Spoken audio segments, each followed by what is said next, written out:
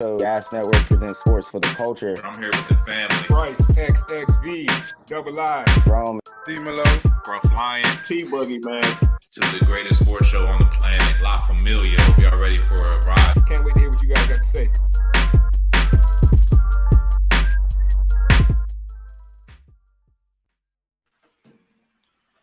What up, what up, what up, what up, what up?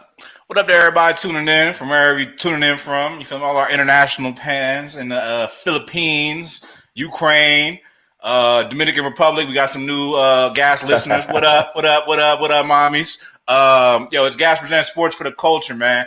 I'm the host for the evening, Scruff Lion, man. Before I get into the verbal onslaught that I'm about to take out on the gentleman underneath of me, I actually want to say something very insightful for the moment. Actually just wanted to say a thank you.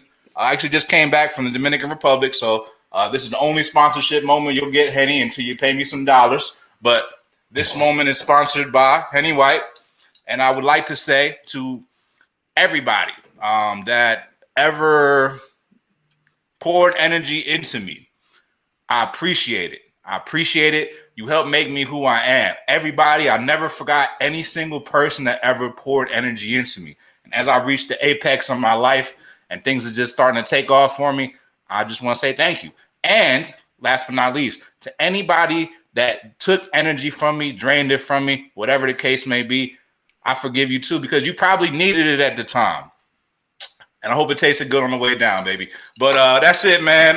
Let's get the show popping. Let's go ahead and introduce the gang. Top right. What's up, you scallywags and hookers and hoes? It's your boy. And besides the start of that, I think I can beat that intro this time around. But you got holidays. close. Well, fuck the holidays. I got close, right? The scallywags and hookers and hoes. Right on. Besides that, Merry Christmas to everybody. I hope y'all enjoy yourselves. And I hope everybody gets cold out there because it's pretty chilly up here. Oh, man. You telling me, bro. I came from 86 degrees and came back Monday. It was 22 degrees in New Jersey yesterday. Absolutely outrageous. But yeah, shout out to everybody. Salute to everybody at home, man. Take a shot for me. Actually, let's take a shot for the birthday boy in the bottom right. My boy T Boogie. Happy birthday, man. T Boogie officially turned 36 years old. Oh, wow. Man. Oh, okay. We got the.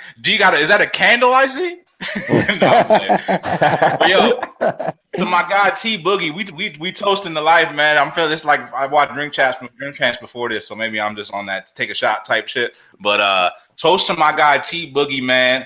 I say to my personal, if I was the profile T in like make him like a Pokemon card, a gas Pokemon card, his special ability would be essentially like the master argument changer. Like, you know what I'm saying? That's like his signature move, the switcheroo. You know what I'm saying? But yeah, T Boogie, man. Shout out to T Boogie, man. Actually, I hate to play favorites, but T Boogie is actually my favorite gas member. So I appreciate the scruff. That means a lot to me, man. I've been getting a lot of love, but that was probably the most love I got, you know what I'm saying, outside the fam. So I truly appreciate that. But yeah, 36 today, didn't do too much work, had a meeting, was in the gym with my kid. If you know me, you know how much that means to me. So it's a cool birthday. Got a drink. Oh, also a little bit of a different background because the boy also got a new house. Congrats. Toast to that too. Toast to that. Shots up for that. Yes, sir. New house, new blessing, new year, new mentalities all around, bro. Salute, man. Yes, sir. Appreciate you. But hey, I'm ready to get this show popping. Lot to talk about. I think it's gonna be an explosive episode. And I'm ready to have fun, man. It's your boy T Boogie, man. Let's go. Wash hands, wash your ass. The Omari Crown or whatever they call it is out there and it's lurking. I know like 7 people that got it. So be safe. Yes, sir. Yes, sir. The Omicron variant is kicking up very much so. Last but not least, the man, the myth, the guy that talked a whole bunch of shit and now he has nothing to say. Rome, what's up, guy? All your hopes and dreams officially died at about 10:04 Eastern time. So how you feeling, my guy? Oh, I'm back off mute. I'm be able to get some words off. Yo, let me apologize for this drunk Philly fan, man. Typical Philly fan on here wasted, promoting Hennessy, talking about hopes and dreams, all this nonsense, giving T a whole bunch of love for us. But like, come on, man, this guy, he's not even making any sense out here right now, bro. You mentioned the Omicron variant. Yeah, it's taking out my Washington football team right now. We got Garrett Gilbert out here losing games for us in crunch time, man. Let's just get into the show, man. Y'all know who I am, Young Rome 22. Let's get it. Young Rome, man. Young Rome. So let's jump right into it, man. Obviously, it's Thursday night. We've had some shifting in the landscape. It actually made for a very eventful Tuesday for me. Oh, it's actually Tuesday night. My bad, y'all. I'm not used to seeing football on Tuesday. It's very strange. It's weird to me, too. Yeah, I'm still getting used to it. It's still TNF, though. But, so yeah, Tuesday night football. We got the Washington football team, who's obviously Rome. We all know they've been gassing them up. The hottest team in the NFC they was 2 weeks ago. Oh, no. Things have taken a turn now. That's 2 straight L's now for the Washington football team. And now, like I said, Bryce was not on the show, coward. And now he's over here talking about Washington was going to be 2-0. He said, oh, I don't even have to question it. That's a guaranteed 2 games right there. Okay. How's the first one looking? Okay. I can't hear you over the dead bodies. All right. But nah, man, really though, I'm not here to gloat, man. I just wish that you guys were a little bit more humble, man, honestly. Because now I feel obligated to like come for you. So like, here's the thing, man. I'm not going to come on here. I'm not going to sit here and say that Philadelphia is the greatest thing since sliced bread or, we actually might potentially make the playoffs. I don't know. But the truth is, man, we're a decent team, man. But the truth is, I know that. And I'm very comfortable with who we are. However, what I am not is like a Washington football fan, somebody that believes things that don't really believe, living in the land of make-believe, Peter Pan style, if you will. Like, bro, like, let's just be realistic, man. Y'all are not a good team. Y'all are a decent team at best. You know what I'm saying? But, Ron, what do you have to say for yourself, man? Well, first of all, you just said a whole lot of nothing, right? So let me get into it real quick. That's gotta hurt. Because the way that this went down, man, like the Eagles fans, you can celebrate, it's a rivalry. I'm here for it, like enjoy it, Scruff, enjoy it, right? But at the end of the day, when you look at the actual game and what happened, the game got moved to Tuesday. Why? Because of COVID. Washington had 20 plus players on the COVID list. Few players got back in time for the game, but what's the most important position in football? Quarterback. Washington was missing both its quarterback, both the starting and backup quarterback. We can talk about Taylor Heineke not being that great, having a noodle arm, whatever you want to say about Heineke. The fact of the matter is he started every game for Washington this season. We were down our starter and we were down the guy that backs him up. That's a huge blow to any team. So Philly fans, you can enjoy this win. But I'm putting a big old asterisk next to it, or maybe just a big O for Omicron, since that is what took out the Washington football team and not Jalen Hurts. So let me share. I'm feeling philosophical today. So let me share a philosophical, almost like a poem that was taught to me once upon a time. Anybody that's familiar with Greek life might have even heard it. But there's this saying. They say, excuses build monuments of nothingness. Excuses are the tools of the weak and incompetent that build monuments of nothingness. And those that specialize them seldom are capable of anything else in life. So my guy, Rome, you just built one bigger than the Washington Monument. Great. Perfect. No. I hear you, Scruff. I trust me, I hear you. And it's nothing I like to see more than a humble Washington fan. But I love it. Rome is correct. I mean, losing your starting quarterback and your backup quarterback, I never even heard Gilbert great. This is like his second career starter. He didn't even expect to win today. You know what I'm saying? He just was fortunate to get a nationally televised game. This is the highlight of his career. A loss is going to be the highlight of his career. Just to be a little more fair. But Washington fans, we're talking a little bit spicy. And I believe Montez Sweat didn't want to take the vaccine. I could have that wrong. No, that's correct. That's correct. So it's kind of like, hey, man, to a certain extent, you shot yourself in the foot. Because I believe if you had a vaccine, you get to come back a little quicker. Things like that. I don't know. You're kind of a neutral party. How do you feel about Washington and Philly? 2 6-7 teams. There's no neutral parties. There's no neutral parties. He's like Giants fan. let's be Man, fair to the fans listen. watching right now and listening later on the pod. Look, there's one lone Washington fan right now against a crazy Hennessy drinking Eagles fan, probably going to beat up Santa Claus later. You know how Philly fans do. I got a 49ers fan who just hates all sports teams in DC, don't want to see none of us succeed. And now we about to let this Giants fan talk who had a bag on. Maybe I should have just went G's route and went with the bag, but here I am, brave, toughing it out, 1-on-3. Go ahead, G. Go ahead. How the tables have turned, my kind friend. How the tables have turned. When it's you and Bryce, y'all ready to shaft it to us. Pause. A whole lot of pause on that one. And now that the homie Bryce, y'all twins, ain't here. Now look at you, my boy. But no, all jokes aside, but yeah, it's a pretty hard pill to swallow. But yeah, I'm at to agree with Rome on this one, man. See, you're not by yourself, my boy. Yeah, it sucks not to have your backup or your starter. Me as a Giants fan, I know how that feels to have like a third stringer play for you, especially this last weekend. And shit, it just sucks. And it sucks that COVID is around still. Like we thought by now we could get past this, but clearly we can't. And clearly, I'm even surprised they even let the game play. Like, I thought they had a rule where they were just gonna like by default give it up a tie. I thought by that would have been the rule by now. Well, what happened was if you didn't have enough vaccinated players, you had to forfeit the game. But a lot of the players on Washington's team that actually caught COVID this go around were vaccinated, with the exception of a few. Montez Sweat actually did make it back for this game and had a nice little sack fumble. But third string quarterbacks, like T said, this is probably the highlight of Gilbert's career. I actually seen him on Hard Knocks. I think he got cut by Dallas. Like that's what I mean. He didn't even get any shine on the reality show. Like who is this guy? No one knows. It's like if Scruff had to go out there and play for Philly right now off the Henny. Like that those were our chances right there, So I'll let Philly fans enjoy this. We'll get you guys on the next go around when we actually have our team put together.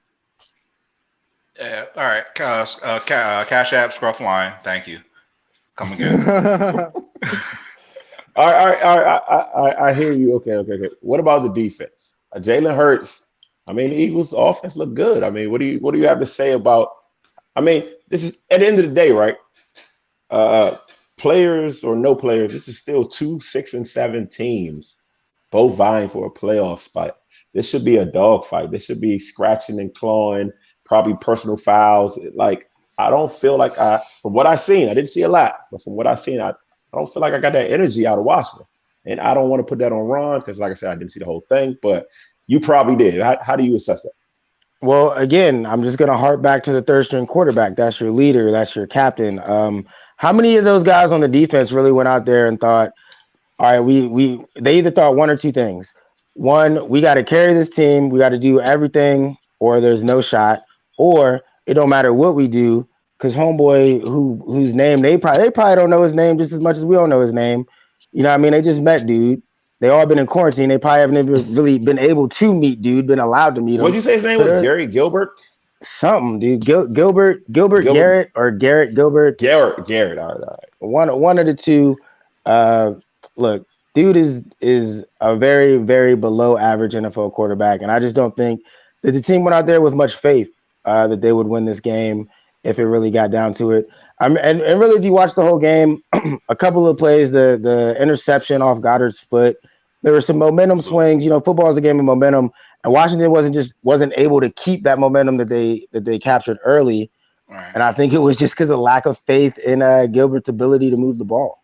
It was a lack of something, and it's an F word, but it's flukes. That was what the lack of. The only things that y'all did right was when it was flukes. Y'all had an interception that was off of a guy's toe. That'll never happen again in the history of the NFL. Probably maybe 3 times it's happened since the NFL merger. Are you kidding me? Like that was the most fluke play I've ever seen. And then it was a, strip fumble, and then y'all got the ball, and y'all barely capitalized on that. That was y'all 10 points. Y'all somehow got another score up. So I guess you earned that one, but. It was lack of flukes. Y'all don't have enough flukes to get you through a whole game this time.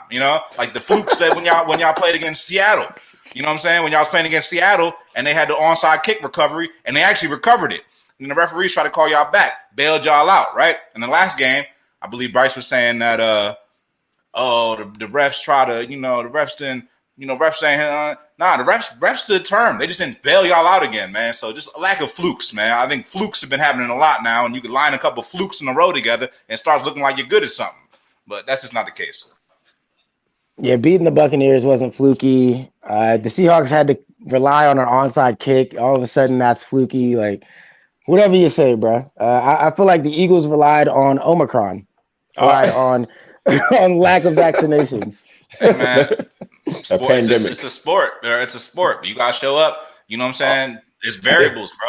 It's part of the Washington game. statistically out of it at this point? Not yet. They're not statistically out of it. We basically would have to win out. Y'all done. But Washington's in a good spot because we got the tiebreakers over a lot of teams in the NFC. You know what happened about 3 weeks ago? It was like the week when y'all was getting real spicy, and then y'all lost 3 straight, I think, since then, right? Or was it 3 straight? 2. Okay, my bad. 2. Y'all just fell 3 spots. My bad. Let me correct myself. Okay. Yeah, it was a lot of talking. I remember that. You guys were ahead of the 49ers. And the fandom was at a fever pitch, and I wish Bryce was on the show. I feel you, Scrap, because it's nothing. Like I said, it's nothing. I want both more. of them. I want to serve them both. But let me say this also, though. I would recommend two songs to listen to help console yourself tonight, Rome. Both of them are by Alicia Keys. The first one is You Don't Know My Name. Obviously, you don't know your quarterback's name. You wasn't going to win the game like that. And then Fallen, in memory of your playoff spot that you had. In and out. Okay, before we get copyright. all right. So if the general consensus is that Washington's out, is Philly in? Yeah, actually, they're not in right now. They're still below the Vikings. Situation. So let's talk about the playoff standings right now. So I got them right in front of me. So right now in the NFC, the Packers hold the number 1 spot, 11-3. They pretty much got that locked down. They've already clinched their division. Cowboys are right there at number 2. But they're at 10-4, along with the Buccaneers and the Cardinals and the Rams. Very solid teams. That rounds out the top 5 in the NFC. Got the San Francisco 49ers, who have been hanging in there all season, man. I'll give them that. 8-6. Solid. 6th seed right now. And then you got Kirk Cousins and the Vikings in there, 7-7. On the bubble, you got 2 7-7 teams. The Philadelphia Eagles currently the last spot outside the playoffs at the current moment, and the Saints, who are rising up as well, have a couple wins in a row, and they're rising up. They're also 7-7. Washington would be now 6-8, putting them at the 10th spot, about 3 spots below where they were 2 weeks ago. So that is the NFC playoff picture. Just to let y'all know, you have the same record as the Falcons. Okay, I just want to just put it in perspective for you. Okay. You're one game ahead of the Panthers. Yes, thank you. So let's talk a little bit about let's talk about the NFC playoffs, man. I don't even know. What do y'all want to talk about with the NFC playoffs? Is there any team here that's review the tape when I said about the Saints beating Tampa Bay last week? When I was the one who called that shit, I told you guys there's nothing like a divisional game. I didn't see that shutout. But I was gonna say that's the first time Brady's been shut out since I think they said 06. Yep, which is crazy. Brady losing to Taysom Hill was good game. I'm sure a lot of people lost in Vegas.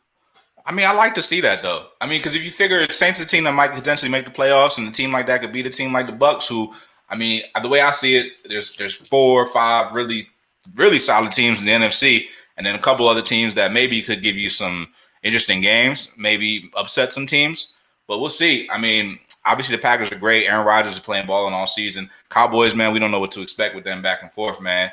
Bucks, Cardinals, Rams, out of those 5 teams, and I'll extend the list to T if he wants to choose the 49ers.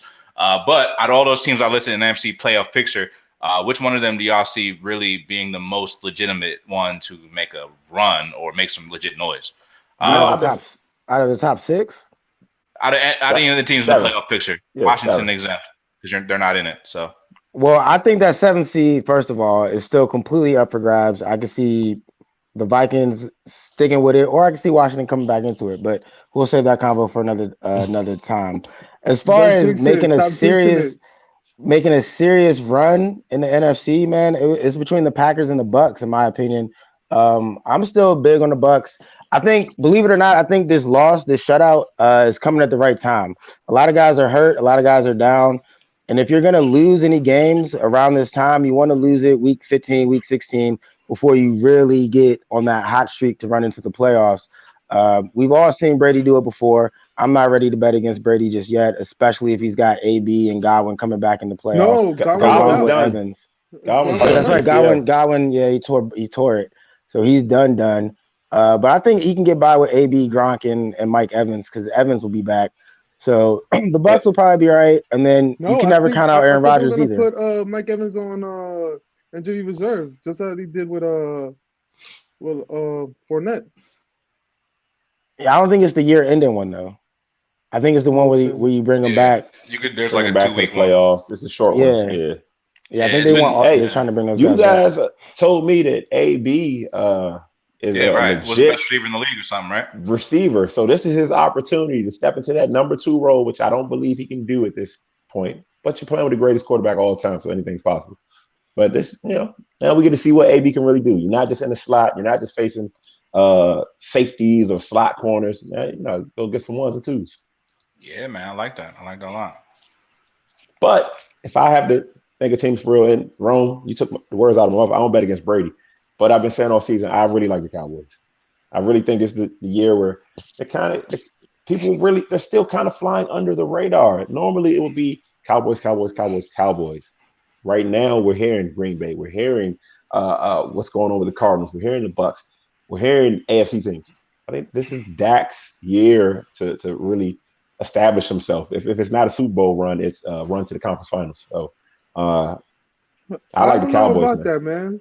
I can't agree with you on that one for the simple fact Dak has been an interception machine for the last 2-3 weeks. He's been throwing innings.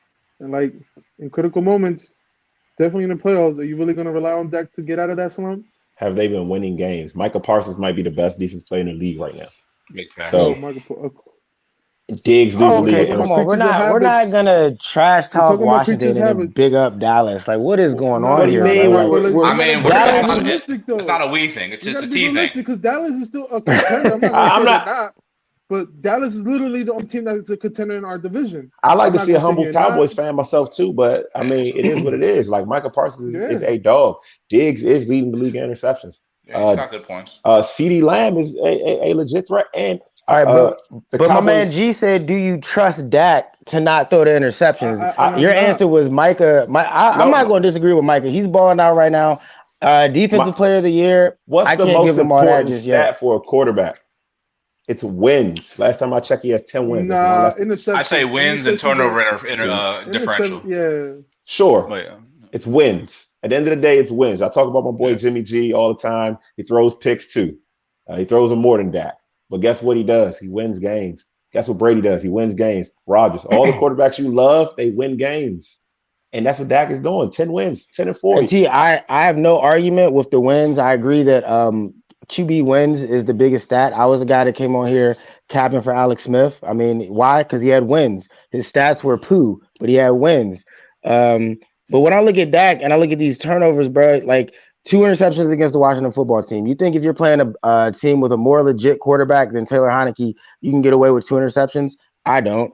You got turnovers against the Saints. You think if you're playing a team with a more legit quarterback, like maybe Brady, you get away with turnovers in that game? I don't. So G's point is 100% spot on. I got to agree with G on this one. Dak cannot turn the ball over against better teams. He's getting by on these wins against lesser opponents. And that's really all it comes down to. If the playoffs started today, he'd be playing the Vikings.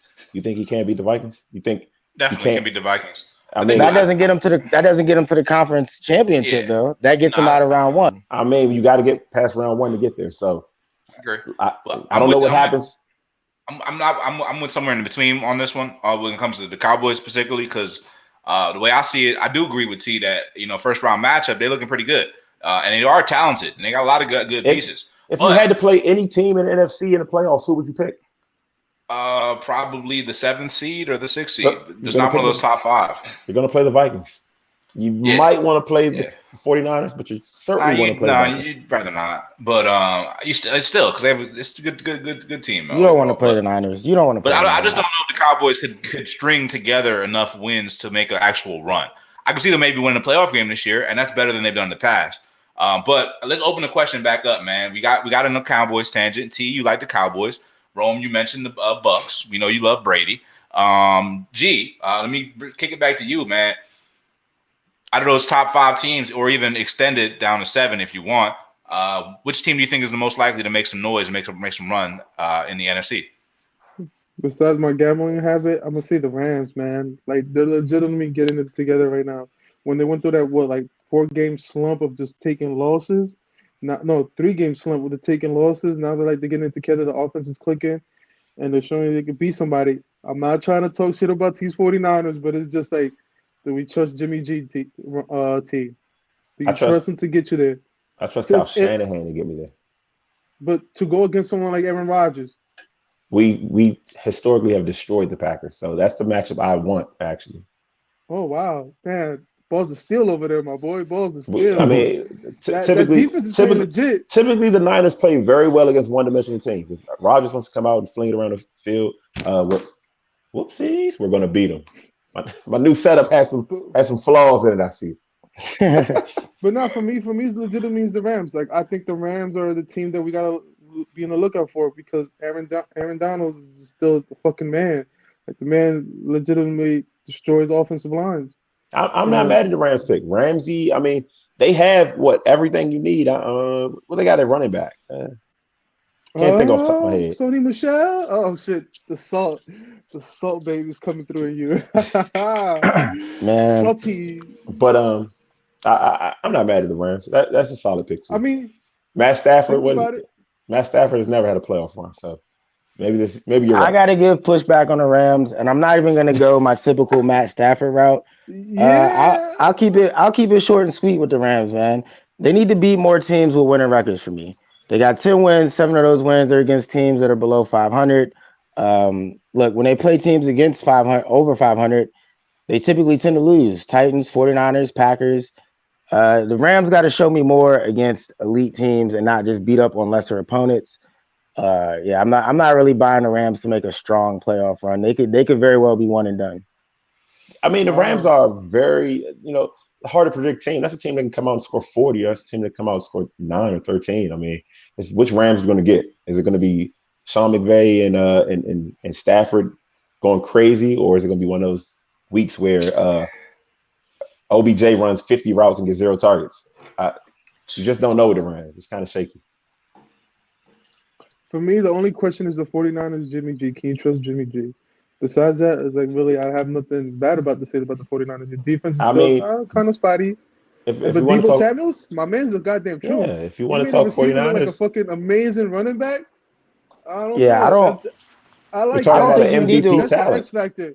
Definitely, that's something the different. biggest X factor is Deebo Samuels for me right now. Like Deebo Samuels literally is the 49ers X factor, and I think he accounted for maybe 40% of the offense this season. I mean, you got Deebo, you got Kittle. Fucking nuts. The weakness on the 49ers is the secondary. I mean, if we have 2 terrible corners, we have a legitimate pass rush that kind of hides that. So if you can attack those corners, you're going to beat us.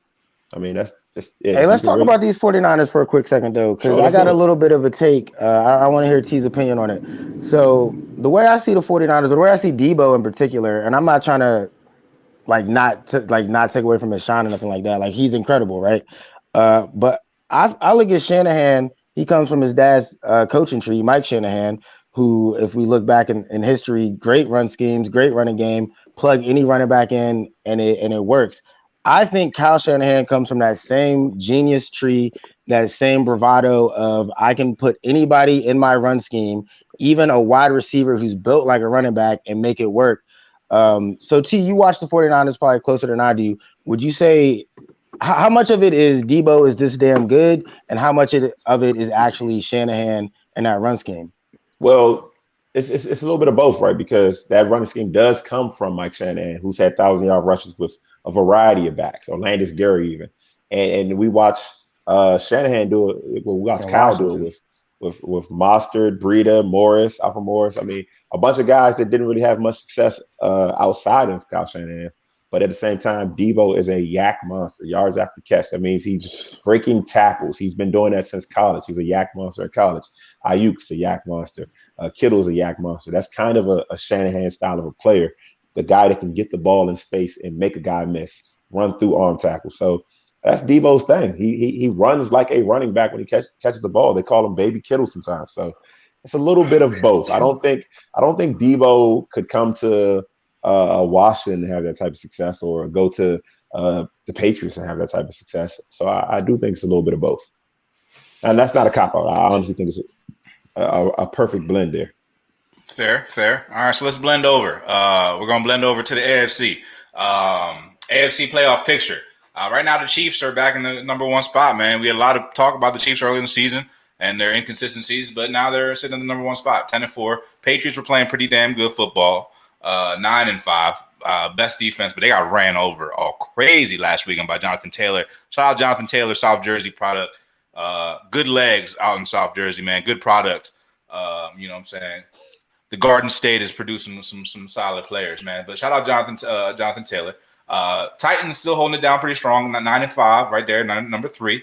The Bengals, pretty solid team. Actually, we got a nice little bunch of teams at the bottom right here. Good little playoff mix. So actually, we're going to actually shift the conversation. I don't want to know who your best team is. I want to know between the 4 seed is the Bengals 8-6, the Colts 8-6 at the 5 seed. Currently, the Chargers hold the 6 seed at 8-6. The Bills hold the 7 seed at 8-6, and the Ravens hold the 8th seed outside of the playoffs currently at the 8-6 spot. So my question for the gang is, on the AFC side, is out of these teams, the Bills, the Chargers, the Colts, the Bengals, and the Ravens, which one of these teams is going to be the team on the outside looking in? Ooh, that's a good question. Actually not. Wrong. Go ahead. My bad. You know what I'm going to say. I do. Yeah, T, you better not be talking about my Super Bowl pick. It's definitely not going to be the Ravens. I think they still going to get in these playoffs for sure. My Super Bowl, as far as winning the Super Bowl, is looking kind of shaky. But if you would have asked me this at the beginning of the season, I definitely would have said the Colts. I'm kind of surprised that they've made it this far. But Jonathan Taylor is a hell of a player. So I actually got to go with the Bills, man. I've been saying it all season long. They're kind of a fugazi to me. They don't run the ball well. I don't know how they don't run the ball well. They're in a cold weather area. And that's, to me, if you can't play defense and run the ball well, then you're not a strong playoff team in the NFL. And that's pretty much what it comes down to. So I think the Bills end up on the outside looking in on this. Okay. Bills. Okay, that's an interesting choice, because I think at some point they were actually the best team in the AFC for a little while, like maybe the first 5 weeks actually. So that's an interesting choice. Okay, interesting take.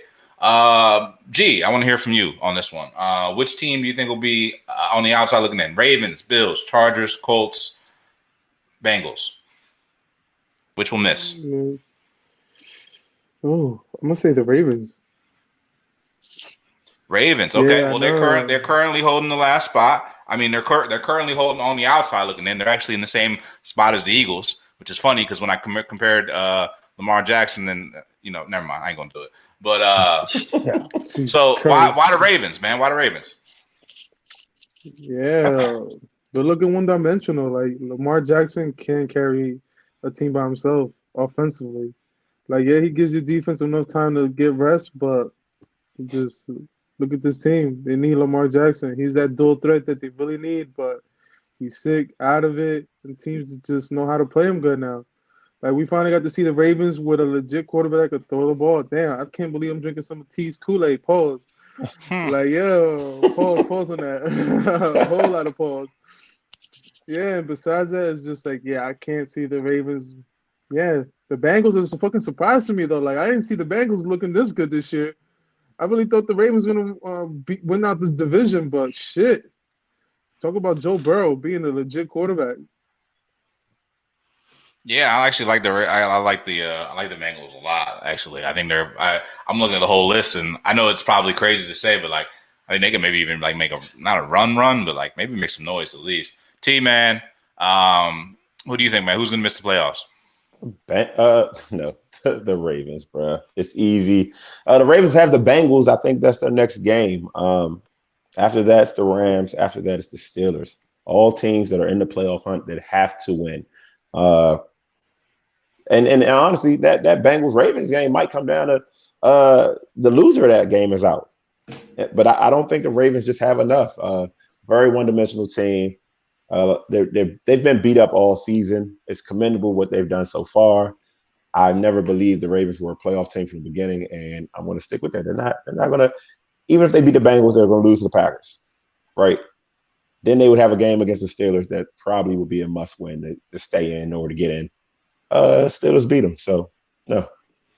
Ravens are out. You got the Steelers beating the Ravens. I got the Steelers beating the Ravens. He has no love for any DMV teams, bro. It's a losable game. In that 495 circle, no love. No. T's got a good point though. If you look at the schedule, I can't see the whole schedule of what I'm looking at right here, but the Ravens play the Packers next week, and if they play the Steelers next week, the Steelers are actually currently in contention as well. Yeah, I didn't list them. They play three teams that have to win. It's like that's tough sledding. They're not playing anybody's gonna lay down. And if you look at the other teams, the Bengals are playing the Broncos, the Colts are playing the Patriots, which is pretty tough.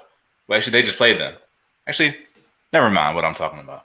But the Henny White speaking. Yeah, Henny. The Chargers, man. As much as I love the Chargers, I think Chargers or Colts would probably be one of my picks to fall out. I think the Ravens are going to find a way in there, and at least I just want them to make it. So, I mean, they definitely have the toughest schedule of these teams that we're talking about. But I'm just if Lamar can come back healthy, and honestly, even if he can't, because Huntley did look legit, just like G said. So even if he can't, I mean, that might make for an even more interesting story. Hey, add some more flames on T's take. Yeah, true story, man. I moved my new house. I'm getting my Verizon put in. They call in another tech. I hear the accent. They're like, you know, that whole Baltimore nonsense. Guy asked me, how do you feel about Lamar Jackson? Randomly. I'm like, man, you don't want to hear my opinion. He was like, really? Because I think Huntley's better. He's from Baltimore. He's like, I want Huntley to be the starter. Wow. It's a bad sign. Wow. I promise you on everything. I'm not making this up. Well, time out, bro. Look, I promise you.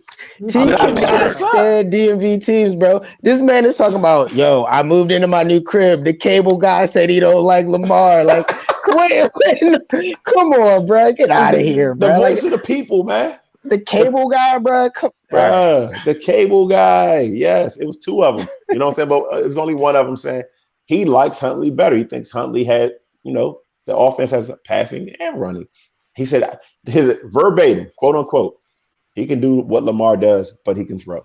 That's what he told me. I didn't tell him I was on a podcast. I didn't say anything about sports. I didn't give him any pushback. I didn't even want to entertain the conversation because I wanted him on my house. So I just heard the guy. I just heard the guy out. You're gonna be running faulty wires through your shit. Yeah, man. Nah, I mean, I think there is a little bit of smoke to that fire. My son, who is slowly becoming a Ravens fan, because Washington just can't seem to get enough W's in a row. Get them vaccinated. Hold on, pause. Can we pause that conversation real quick? That's a great thing. You're a great father, my man. You're not gonna let your son live in misery as a sports. No, I'm gonna let him pick his team. Your kids don't gotta suffer through what you went through, Rome. As long as it's not Dallas, they can rock whatever colors they want to rock. But my son's big into Madden, and he mentioned Huntley to me months ago. He's like, "Oh, this guy behind Lamar is pretty good," and I don't know. I started looking into Huntley, and he's not a bad QB, man. I don't think he's better than Lamar by any stretch, but I do think he could, if he keeps making some noise while Lamar's out, then he's definitely going to get himself a nice little contract in the offseason. I think Huntley. I feel like Huntley might be out. I got to look into his contract situation and all that, but I think he might be out next season. He's done enough. Yeah. Greg Roman, offensive coordinator. Ravens fans complained about this guy for the last 2 years, and they're going to cry because he's leaving. He's going to get a head coaching job somewhere, and they're going to be so miserable without him. I'd love to have him draw up our offense. You know what I'm saying? But I know what he's capable of. So right, if you got a dual threat guy, he can take you to the next level. Totally agree. You can't please these these Beltway fans, these 495 fans. Can't please them. All right, let's move on, man. Let's move on. Let's put a bow, Christmas time bow on the NFL for right now. Good evening, good night. Good evening, good night also to what is his name? Woodley. Let's talk about him real quick.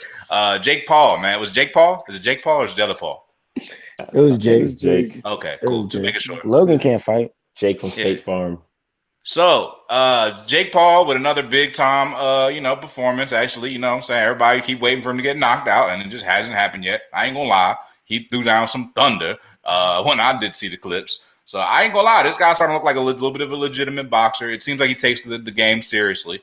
It shows. And, you know, he's win after win after win in these little prop type matches. But, you know, this guy Woodley was a legit UFC fighter. So, I'm starting to think maybe it's time to take him seriously. What do y'all think? Let's not spend too much time on this, but I want to hear y'all thoughts on this, man, because this is a little bit different.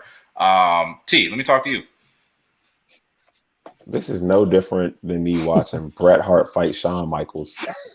All right, bro. This stuff is staged, man. It's entertainment. Jake Paul, Logan Paul, these guys, they box a little bit, but they can't fight for real. They're not fighting real fighters. I think Willie can knock him out, honestly. I didn't even watch the fight, so don't mind me. But I honestly think this stuff is staged. I think it's made for clout and to chase the pay-per-view dollars. And so far, so good, right? Okay. Ron, what do you think on this? Oh man, I'm sick of it, bro. Like, I'm over Jake Paul. I kind of agree with T. It definitely gives me professional wrestling vibes. I prefer to see it on professional wrestling, honestly, because this whole thing seems corny the way that they're doing it. But I don't know. Like, Jake Paul, if he wants to be considered a real boxer or, you know, be taken serious, then he needs to fight a real boxer, like someone who has boxing matches. And you know what I mean? Like, then I'll take it serious. Until then, I just feel like people are chasing the bag, just having a Twitter back and forth with Le'Veon Bell, who just signed a deal with the Bucks. So it's like, it just screams money grab to me, which is hella corny. If you're gonna go that route, they have options to do that. So don't sully boxing with your bullshit. Sully. Oh, good word. Gee, man, what do you think about this, man? You're a boxing fan. I'm gonna have to go against the grain on this, man. For me, it's just putting the UFC on notice, man. It's just like, yo, you gotta pay your fighters a little bit more money. These guys are making more money fighting this amateur kid, literally fighting an amateur kid. And like, it's not no McGregor kind of bag. When he so you recommend UFC fighters go get knocked out by YouTubers? Well, hold on a second. Let me help G out here though. Let me add to G what you're saying though. I'm gonna supplement what you're saying. You can keep going right back on it, but I'll add a little context to what he's saying though. The labor situation with the UFC is actually very notably worth discussing. Like, I've actually had to do a lot of reading on this type of stuff. But like, the way that they have the situation set up with the UFC is that the fighters are not actually workers; they're independent contractors for them. So like, they're basically covered for the fight as far as health insurance, but they're not covered for health insurance, partially because of the brutality of the fighting. But it's really leaving these fighters out in a really, really messed up situation. Honestly, if you knew what you knew about the UFC and the way that they're not protecting their fighters, you might not really want to support them. Just don't sue me. G, go ahead. No, but back to what I was saying. No, but like, now you seeing this kid Jake Paul offering Moscow $5 million for the fight plus pay-per-view percentage. Facts. Like, at this point, it's like, yo, the UFC are gonna have to start paying these fighters a little bit more money. I'm not saying like, yo, go get knocked out by a YouTuber, but what I am saying is like, to put an end to this, not to say that UFC doesn't give us great fights, because they do give us some good fights, great fights better than boxing right now, but it's just like, yeah, you got people trying to watch some WWE boxing at this point. And look how entertained we are that we're talking about a guy that we know should not be in the ring with these athletes, and yet he gets a shot. Like, he's legitimately getting a shot. The guy is super skilled at selling a fight, right? He can sell himself. He knows marketing, that right? Matters. That's part of the YouTube thing, right? You know how to blow yourself up. He knows how to blow these pay-per-views up. So I get it. Why is he? If you want to be taken serious, this is my thing. It's not about the sport. It's only about the bag, which is fine. But don't fool people into thinking this is about boxing. It's not. Because if this was about boxing, right, you would fight a boxer, like Rome said. Yeah, but let's not like try to convince people that they should be getting their heads bashed in for $0 on the amount, because at the end of the day, it's all about the money, man. No, I agree with that. As far as the money, fight Jake Paul for free. I wouldn't fight anybody for free. I'd fight Jake Paul for free. It would be because of the bragging rights. I mean, it's about the It bag. would be because Jake Paul can't really fight, bruh. Like, Yeah, like, I'm gonna win, and then look, I'm gonna get the clout later on. I'll get the bag after that. I don't need to pay you money. I'll knock you out first. I will give Jake Paul credit if he indeed raises the bag for all professional fighters. Like y'all just alluded to, the brutality of it is crazy. I haven't done any reading on it like Scruff. I'm honestly interested to hear more about that though, because it's honestly really crazy. What these fighters go through is really wild. It's a sport that's hard to sell if you really think about it. There's a strong population that doesn't even want to see something that brutal. I know people that don't really enjoy watching people get beat up that bad. So like you kind of need the Jake Pauls in a sense to be able to sell it and to up the bag. But a guy like Jake Paul is a clout chaser. He comes across very phony to a lot of people, including myself. So some of But that can hurt the sport as well. So you he's got to making find a the balance, and he's too far to one side. he's making a mockery out of two different sports, right? Like UFC fighters are supposed to be these modern day gladiators, right? Gladiators that was a real thing at one time. Right. You just it almost looks like you're writing into the contract that I'm not going to let you win. You're making guys get tattoos to get rematches. Like this stuff is corny. I mean, it's probably selling to the kids, but at its core, it's clout chasing, and I think it's detrimental to both sports because if I can make more money being an idiot, why would I ever like box for real? Like why would I ever take serious winning a championship belt, a WBF, IBF, ICF, whatever? If I can just go on YouTube and fight people for views. You make a good point. You make a good But, point, the, man. but doesn't it put champion. but doesn't it put the sports on high notice that they got to get it together and give us what we really want? Like Yeah. why the fuck didn't we get the Anthony Joshua versus my boy Wilder a long time ago? Now we got a Right. YouTube kid giving us random fights that we want. Not that we want, but we're enjoying. It's entertainment at the end of the day. Like if they could Exactly. captivate people's attention and they could garner an audience, and we've seen in this modern era, especially 2021, we've seen it with TikTok, we've seen it with Instagram. You know what I'm saying? It's like This is Kanye West terrible. said. It's like Kanye West said. I'm gonna quote Kanye today.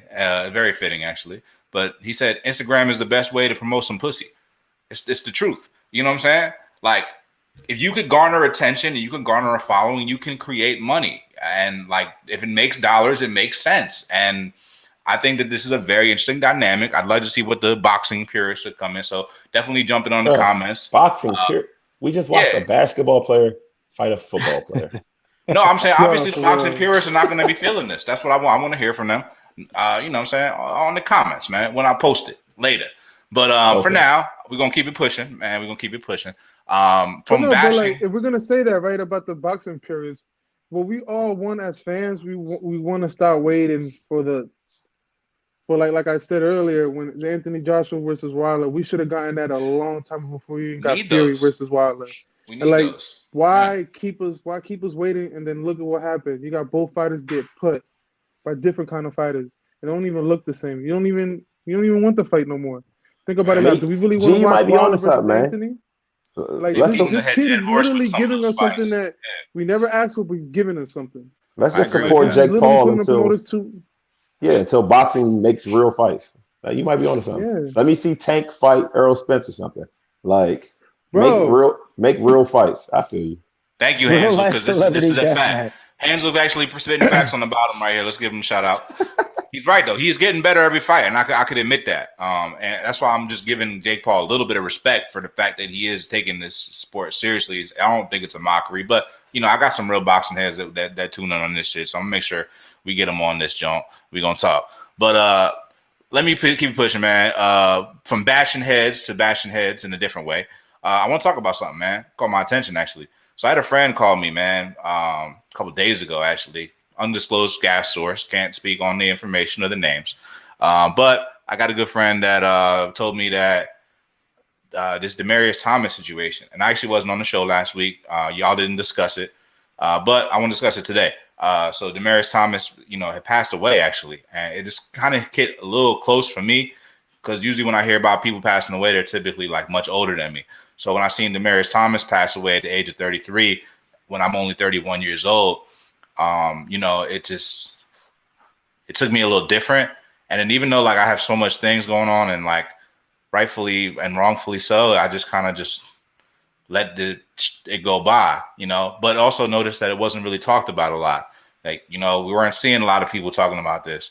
And I think there's reasons for that. I think probably because they don't want you to talk about it. So anyway, my friend reached out to me and was telling me about it because she has a friend that went to basically like school with him back in the day. And they've like, you know, basically a friendship, real deep friendship. And for the later years after Demarius Thomas retired from the NFL quietly, he was basically kind of car accident. And in addition to like all the probably hits that he had, I don't know what all the everything in, but he was like having seizures, all these medical issues. And this woman was actually the caretaker for Demarius Thomas during his later years.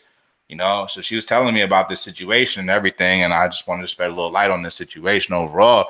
The CTE over, you know, and then we've got other cases as well. Demarius Thomas died. You know, I wonder how much CTE played in the factor in this. And then we've also got another guy, Vincent Jackson, who's also, you know, he's 39, so still in his 30s though. You know, just a few years older than T Boogie. You know what I'm saying? So, and he's got like stage 2, stage 3 CTE. So I'm just wondering what y'all thoughts are on about this. You know, we just watched a great football game, but you know, like, is this something that the NFL is sweeping under the rug? You know, like, how does a man die at the age of 33? And it wasn't Jesus Christ; it was a football player. You know what I'm saying? And nobody really blinked. And why is that? And you know, but every day we watch Sunday, but we won't miss a minute of it. But we won't even blink or bat an eye when somebody loses their life over this shit. It's just on to the next man up. Like, what do y'all think about this, man? And why aren't we talking about this? To be completely fair, before I get started, the Broncos did do a lot to commemorate Demarius Thomas when they played. I believe they had the 88 decal. A lot of players that knew him did speak out, and Okay. I saw some things. Did they out line there. up with 10 players? So hold Yeah, on. they lined up with 10 players to start. So is any of that going to help his did any of that help his health?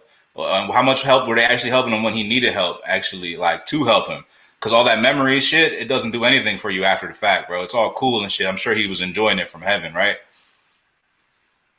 Yeah, I mean, I'm just saying. You said, why isn't anyone talking about it or mentioning it? I'm saying they did do something after the fact. It wasn't just like he passed away and they just played the next Sunday and no one talked about it. That's what I'm saying there.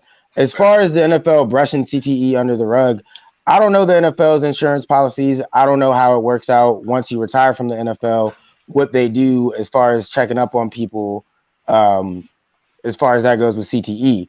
I do know that it's not just the NFL as far as these dudes they catch CTE. We always look at their NFL careers and try to add up those hits. A lot of these dudes have been playing football since they're 6, 7, 8 years old. You can get a concussion at 6, 7, 8 years old. All this stuff is built up over a lifetime of playing football. So I think it's something that people need to look at. I know I just had my son play tackle football for the first time.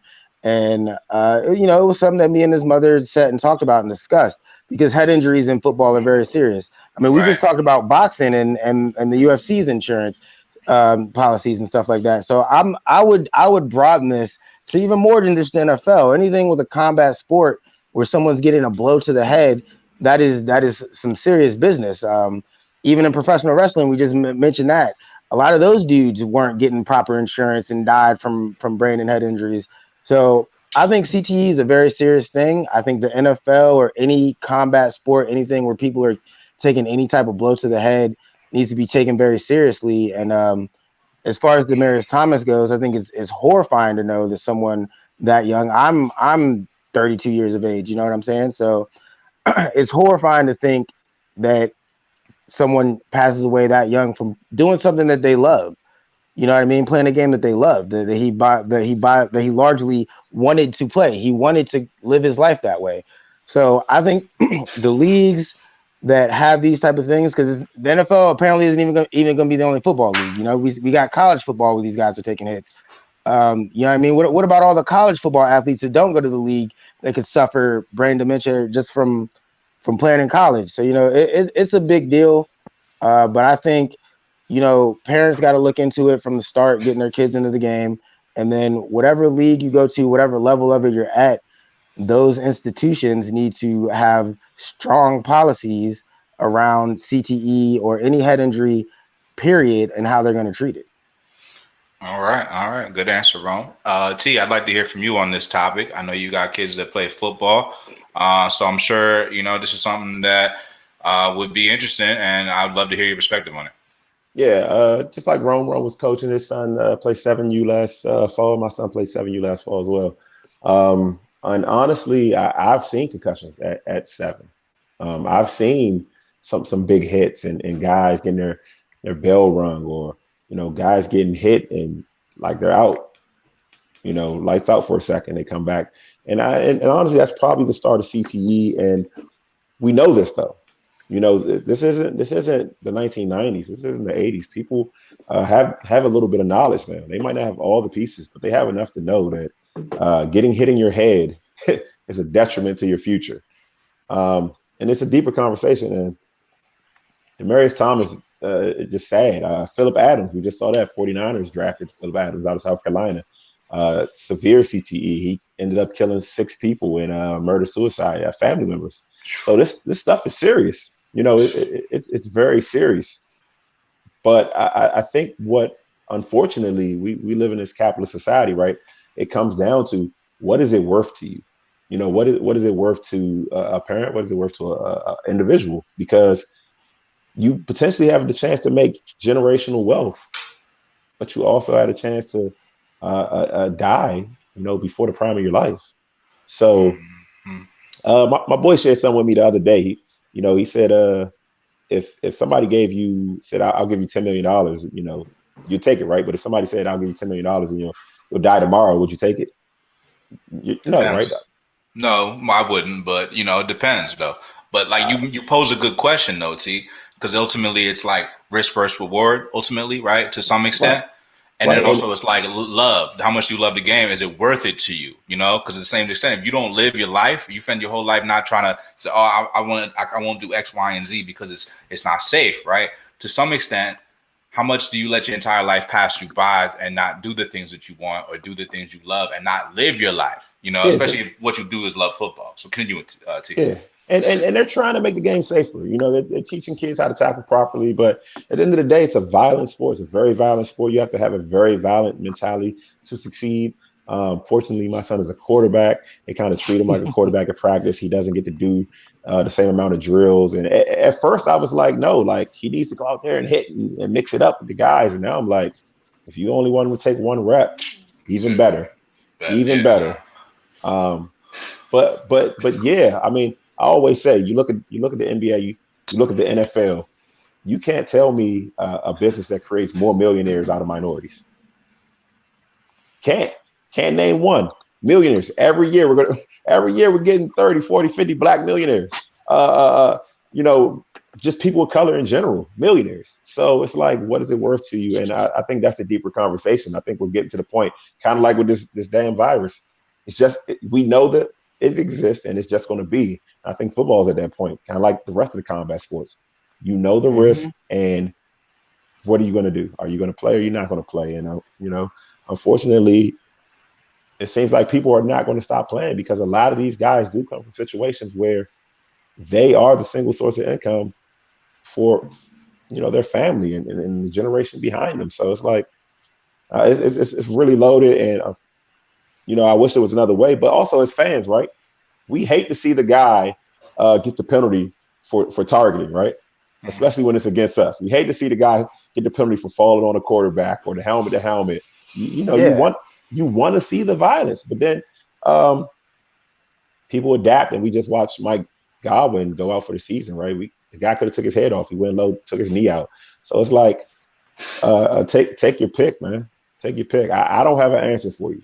I honestly don't have an answer for you, but I do know it's not going away. It's not going away, and the NFL isn't doing enough, and they probably won't do enough.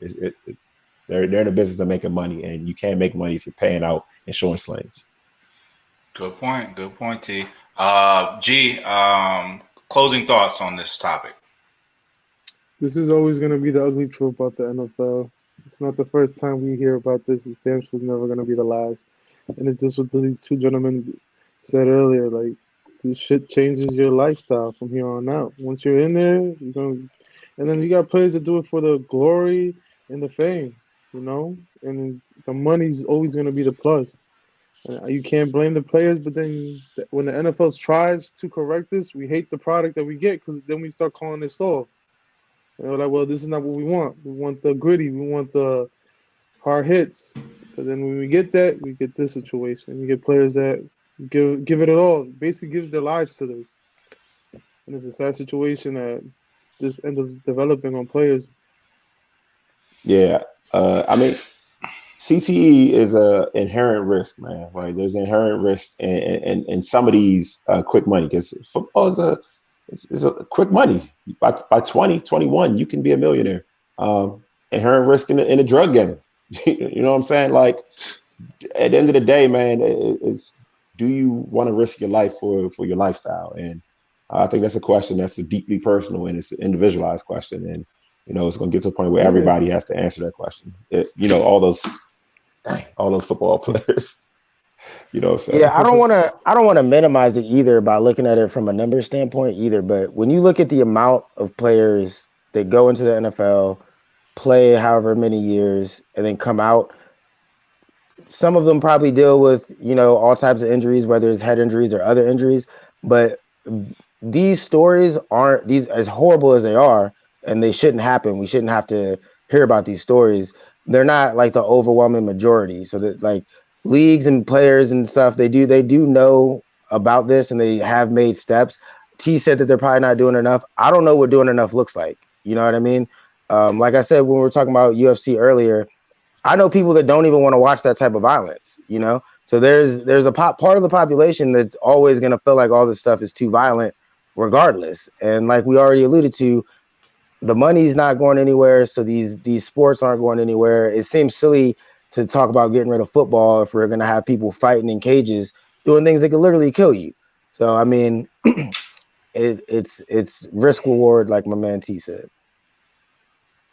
Yes, sir. Yes, sir. So, all right, man. Let's go ahead and put a bow on that topic. Quick question, y'all. Do y'all want to talk about NBA COVID, or y'all want to get into relationship talks? Because I got two topics. I'm not sure if I want to do both. It's up to y'all. I mean, we've talked a lot about COVID for 1,000 episodes. Yeah, so fucking right. It's decimating the league. We started when COVID started. So I'll just say one quick shout out though. Mess around, have another bubble playoffs. No more, no COVID, no bubble talk. But I will say shout out to Miles Powell. He's from Trenton, New Jersey. Seton Hall product. You know, Sixers got hit with a mean COVID outbreak, and he signed actually with the Sixers. I just seen a picture of him on Twitter, him like as a child out here with his like Iverson jersey on, talking about, you know, it's meant to be and everything like that. So I'm happy, actually thankful for this man to get an opportunity, because he was a baller at Seton Hall, and you know, with this there may be some opportunities for people. So I'm actually excited about the COVID thing. Obviously, don't want nobody to get sick or hurt or whatever, but you know. You found a silver line. Yeah, there's a silver line there. Plus, we need guards, man. Like, I'm tired of playing with all these forwards and shit. Like, give me a real guard out there. We don't be out here waiting for Ben to get back. He ain't never coming back.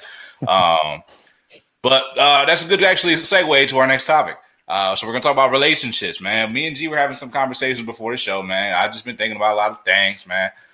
You know, there are some things in my life that are never coming back, man. That's part of relationships, man. Sometimes you decide the give is not worth the take. The means are not justifiable for the ends, man. And that was what the conversation was about, man, before the show. And we decided to take our conversation before the show and turn this into a topic, because this is real, man. Relationships, man, give and take. You know, I started this, and I'll say this, and this is how I felt. But, you know, it's like when you pour from a cup. You know, it's like you cannot pour from an empty cup. So what happens when you're pouring and you're pouring and you're pouring and no one's pouring back into you? Then what happens? It can become very depleting. So the question is, man, give and take in relationships overall. G, man, talk to me. Oh, okay. So, all right. So I'm dealing in a situation where I guess I lied to myself. Not lied to myself, but I give myself an expectation where, like, homegirl, I'm giving her everything that she wants. And then in return, all I ask All I ask is for some time. I'm not asking for too much, but at one point it just gets frustrating because you're like wondering if you're not giving you're giving too much or you're giving too little, and then you have nothing back in return. It's just frustrating because the a continuous cycle of trying to figure out, am I just doing enough? And then I don't want to as a man, like I don't want to let my Mac die because like the last thing I want to do is just look like a sucker. Real shit, man. But you said a word I wanted to highlight it. Expectations. I think that's a tripper, man. I think that's a tripper, man. Expectations are very tricky, very tricky. I'd say that expectations cause a lot of issues within my relationships. T, I want to hear from you, man. You're a married man, doing pretty good. I would say. I see D Money with a really important word that he threw out there, reciprocity, right, man? Let's bring it back. Reciprocity is key, fellas. I mean, it has to be mutually beneficial, man. If the relationship isn't mutually beneficial, and someone's kind of leeching off you, I mean, that's parasitic. You know, you don't want a parasite. You don't want somebody that's feeding off of you and slowly draining you. You know, even if you're able to stay alive and above ground and all that, like that's not what you're looking for long term. So, y'all have heard this story a million times. Anybody that's known me for any amount of time, elementary school, know I am big on things just making sense, the give and take, and having my needs met. You know, you call me cocky, conceited, whatever you want, but I broke up with a girl in 5th grade over a honey bun. You know, I asked for a piece of honey bun, she wouldn't give it to me. I had been giving her my lunch every day the entire school year, not every day, but 3-4 times a week. And the one day I actually asked for a piece the first time, she said no. I broke up with her, and I don't see that a lot in men. I don't see men creating those boundaries. You know, for real. I don't. Red flag. What I see, and I'm just talking to the fellas here. What I see is a lot of bending and contorting and trying to make situations exist and make situations fit where it's not really feeding any life into you. And when you notice that, I think it's time to have that conversation. And if you need to leave, you need to leave. And there's nothing wrong with leaving. So I would just tell my fellas, do what's best for yourself. You know what I mean? Because at the end of the day, there is no relationship without yourself. You know what I mean? You got to start inward. You know, you start inward and works outward, not the opposite way. So I like that, T. I want to speak on that actually. So like, I just went on vacation by myself, some different shit.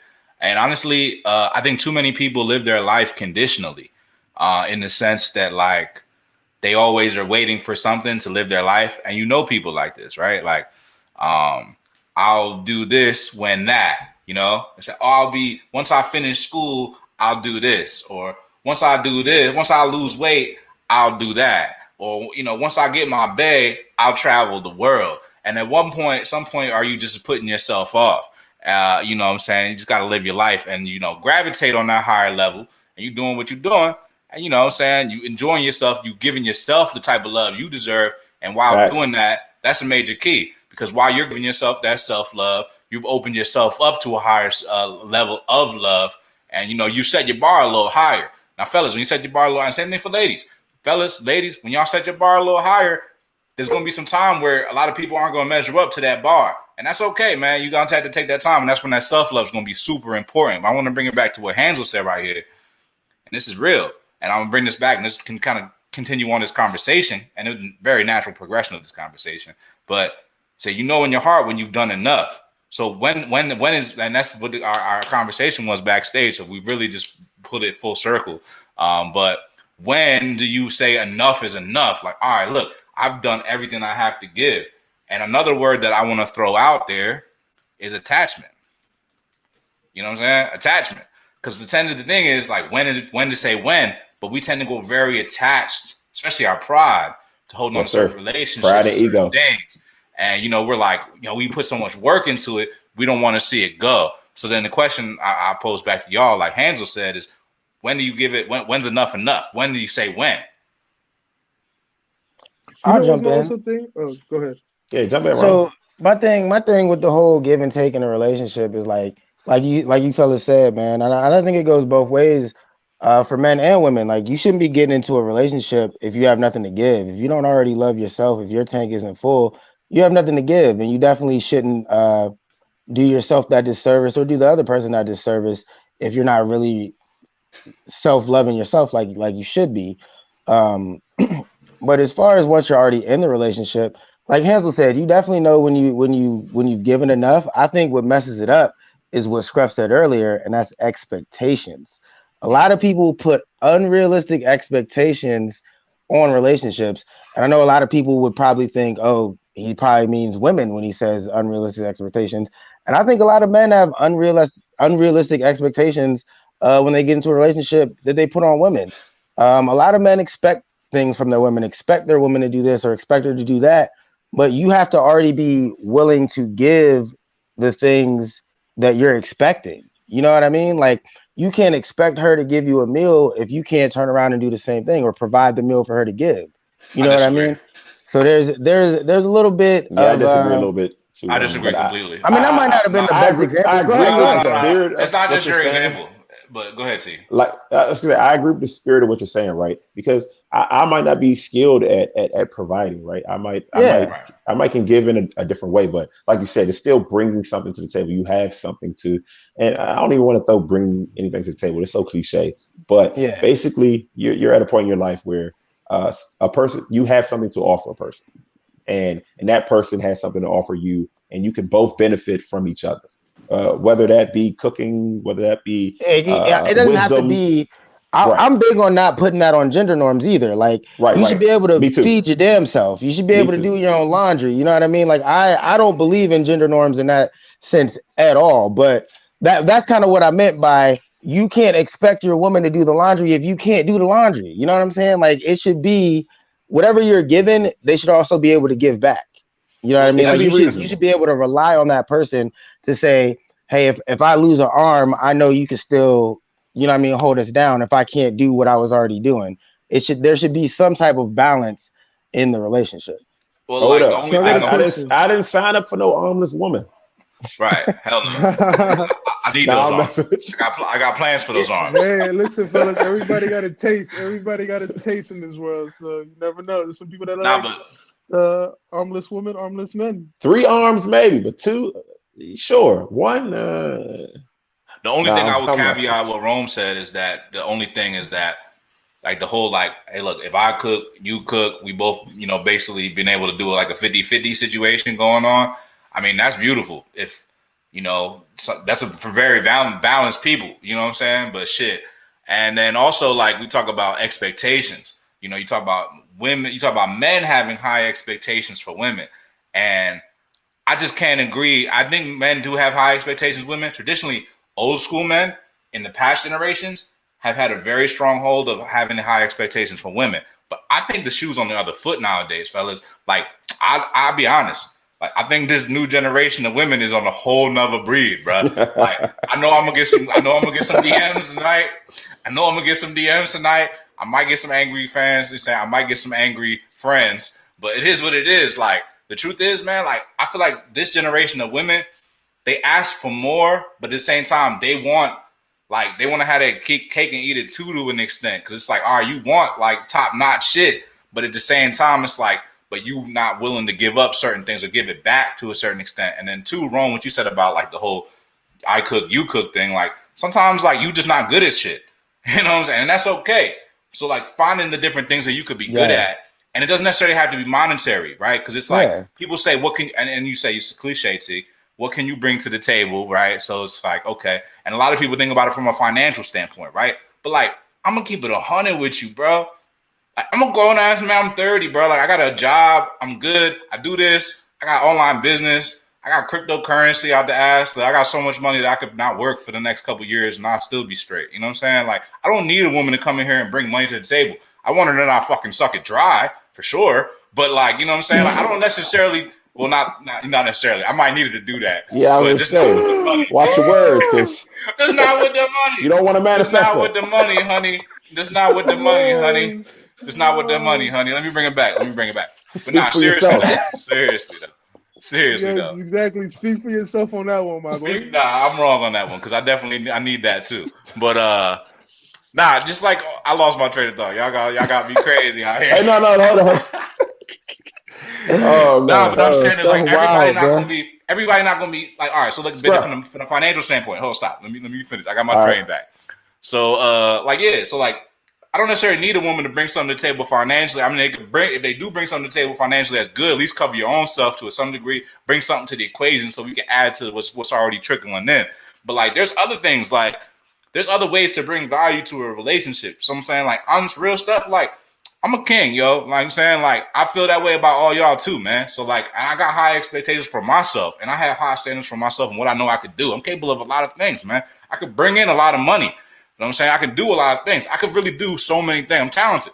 But at the same time, I just need a certain kind of love and support. Because if that shit's not there, like this whole fucking treadmill that I've been on in life, that shit can fall off. The wheels can fall off very quickly, bro. So honestly, like a woman that give me the right love and support and that kind of, supportive role, you know what I'm saying, can help make you feel right, make you feel good, make you feel like you the man in a sense, and also just give you that kind of loving that can keep you maintaining through all them things you've been doing. That's a strong way to bring value to the table too. So like I don't feel like necessarily like it needs to be like I bring half of this, you bring half of this, but like more or less, let's put all the pieces together so we can make a beautiful picture.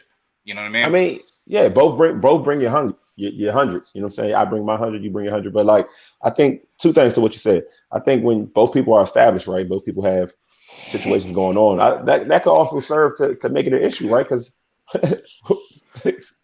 run this tape for the next girl. Hey, go ahead. I will. I'm just gonna be on the first date. That's hilarious. Girl, you're If you doing stay with me after this video, then we might got something. We might got something here. If both people have a lot to bring to the table, right, it could serve as an issue, right? Because you can get into the, well, I don't have to deal with this because I can already do this, right? But another point you made in the beginning about the dynamic changing, I think you're right about that. And I'm not ganging up on women, but I do think the dynamic has changed, right? Once upon a time, men had all the jobs, men had all the money. Yeah. Now, women have degrees, women have good jobs, women have corporate positions, women have supervisor, managerial positions.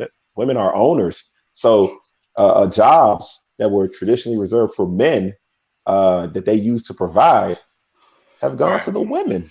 But I think some of these same women that are in some of these same roles still kind of have those old traditional gender norms, expecting the guy to be the provider. It's like all guys can't provide if women are providing. You know what I mean? There's balances though. Yeah. We've seen those different relationships though. How many of y'all have seen a girl that makes a lot of money and their man is really not good for much, but probably gives a good dick? You know what I'm saying? But that's a providing a service and a need in a relationship. You know what I'm saying? So like, to bring it back to what you were saying earlier, Scruff, like, because right now, obviously, we live in a capitalist society, right? Like, money is very important. Like, you got to make money. Period. That's almost another discussion. Yeah. But what we're talking about as far as relationships is kind of like Scruff said. Like, is that really what I need? Like, because in my experience, you know, when you're single, it's a little bit easier to just maintain, take care of yourself. So if you're bringing someone else into your space, into your bubble, then they need to be compatible with your emotions and your alignment and your spirit and your energy. You know what I mean? And vice versa for them. Otherwise, like Scruff said, it could all fall apart because you guys tried to mix energies that didn't have no business mixing. So, you know, is it even, I'm gonna pose this question. Is it even really worth trying to get into a relationship? Like, should you be seeking a relationship? Or should you let something like that just kind of naturally come to you? That's a very good question. I see that two ways, because I think humans are not individuals. I don't think they're solitary creatures. I think humans seek groups. I think they seek comfort. I think they seek togetherness. I think they seek companionship. So yeah, but I also feel like, you know how if you lose your keys or your wallet sometimes, the more you look, the harder it is to find. Yeah. It's like, yeah, I'm searching. I'm doing all this extra stuff when all I had to do is chill and, you know, saying, go about my natural day. I would have found it, right? Because that's how I lost it, going about my natural day. So I see that both ways. That's a tough situation. I believe in. Tough. Let me answer that actually, because I have a feeling on this one, and this is just my perspective on it. But like, I feel like you gotta like kind of like put it out there to some extent. But at the same time, you can't like go looking for something.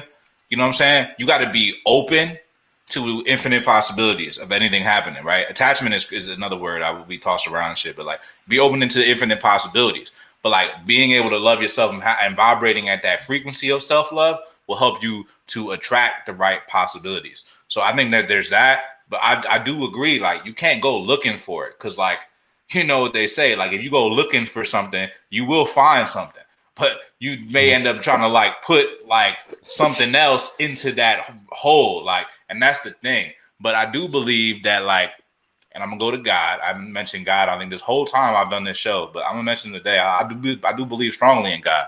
So I believe that at the timing, when the time is right, God will kind of surprise you. And I do typically think that happens when you let go, like I said, attachment, let go of that, like, you know, I'm looking for that, like, let that shit go, like, relax, but keep your eyes open still, but like, just be chilling, like, and just be your best self and shit. And you might just find something that would make sense. But you being your best self, you showing your light and you loving yourself, like, that's the best way for you to attract that. You know what I'm saying? People see you doing good.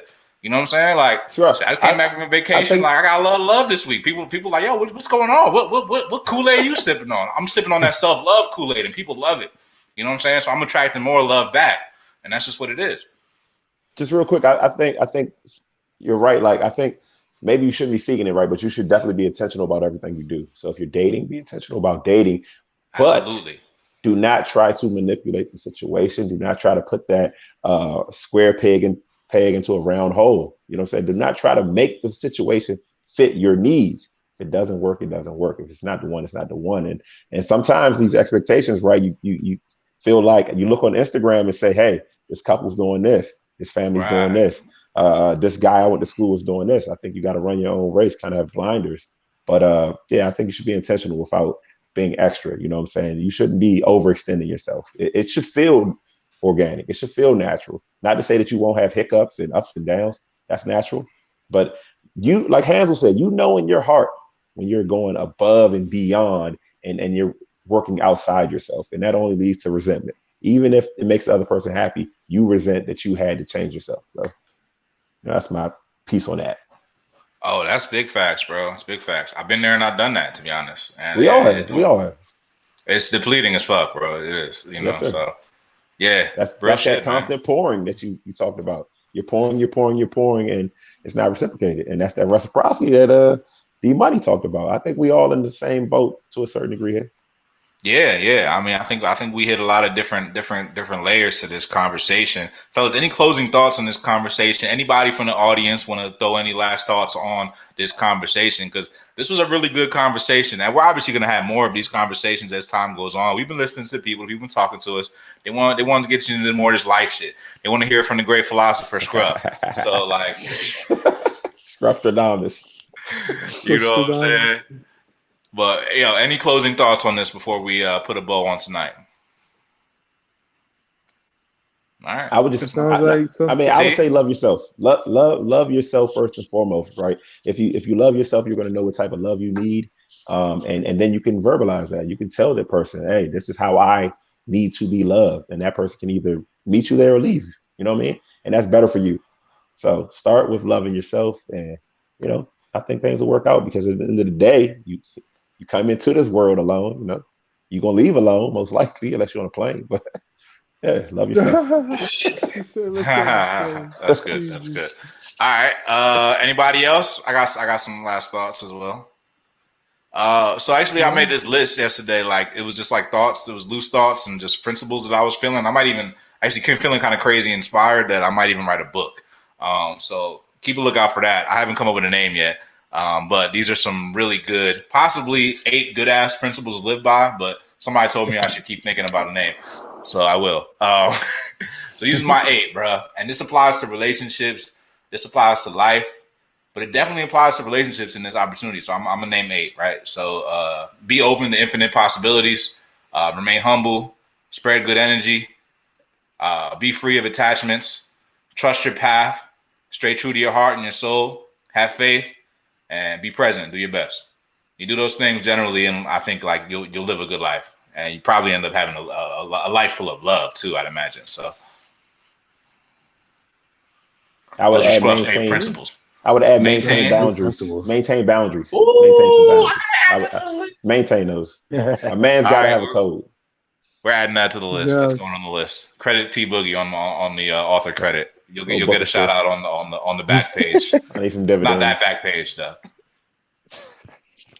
I'm Yeah, all we types. got some wild one-liners tonight, bro. I'm full of all type of overtime challenges. No, it's crazy, craziness, man, craziness.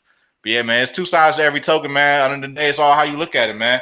What might work for you might not work for me, and what might work for you might work for me. I don't know, so it depends. But yeah, man, it's been a fun one, man. It's been a great night. We've ranged a lot of different topics tonight. This is actually definitely, I don't know, I gotta look back on and watch it again, but from feeling it, man, it felt like one of my favorite shows. I know I probably said that before, but this is a great show tonight, fellas. Everybody tuning in back home, man. I want to say this also, man. I said in the very beginning, I know some of y'all come in late because y'all don't know what time we actually start, but I just want to thank again everybody that pours into me, anyone that's ever poured into me at any point in time. I appreciate you. I'm drinking a cup of everything that you poured into me right now, actually. But I also want to say that I am crazy tonight. Also want to say that, everybody that tunes in, you know what I'm saying? Everyone that tunes in and listens and taps in, like, I just want to say how much I appreciate y'all because, like, literally, like, y'all could be anywhere in the world right now. Y'all here with us. That means a lot to me. And then more importantly, like, y'all pouring into us by just opening yourselves to listening. So for us, like, you open up, you bring your cup, we'll pour it full every time, like, because that's what we love doing. But the fact that y'all are here, the fact that there are cups to pour into, that makes us want to keep pouring and pouring and pouring. And we bring pictures and pictures of good ass content for you every freaking week. And that's why we love you, man. That's why this is a loving two-way relationship between us and the fans. There is plenty of pouring and pouring on all sides. And it's just the overflow of abundance. And I love it here, bro. I love it here so much. How do we close this shit out, man? I want to tell everybody, go to goodassports.com and get a gas hat. I'll say today, all gas hats are on sale for $15. Christmas gift time, but you won't get it before Christmas. It's no shot. But New Year's gift. Besides that, man, go ahead and follow us if you're not already following us. Shout out to the good fans, man. The fifth man, if you will, the fifth man or woman or tripod.